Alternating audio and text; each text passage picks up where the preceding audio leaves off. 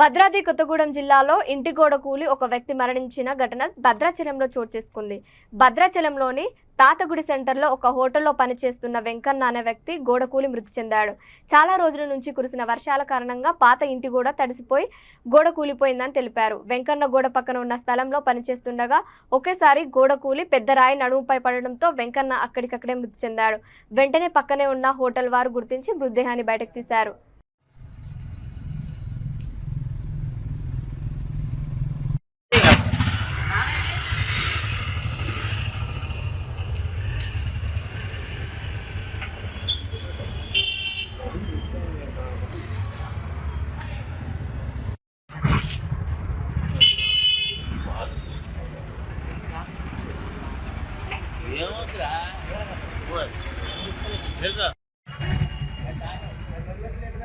మా రోజుల్లో మా ముసలోడు ఎల్ షేప్ ఇచ్చింది వాళ్ళకి బిట్టు.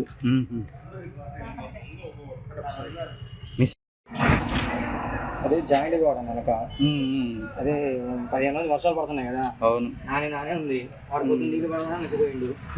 వాళ్ళకి అట్టించి పంపు ఉంది. పడుతూ వాడు వెనక ఈట్ మీద పడ్డాడు.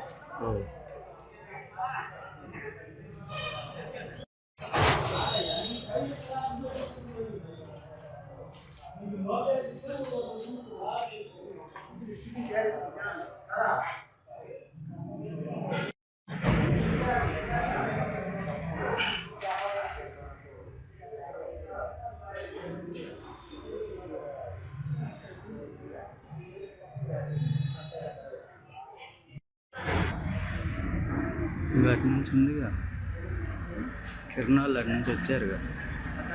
కిరణ్ వాళ్ళు అటు నుంచి తీసినారు మట్టున్నారు కనపడుతుంది.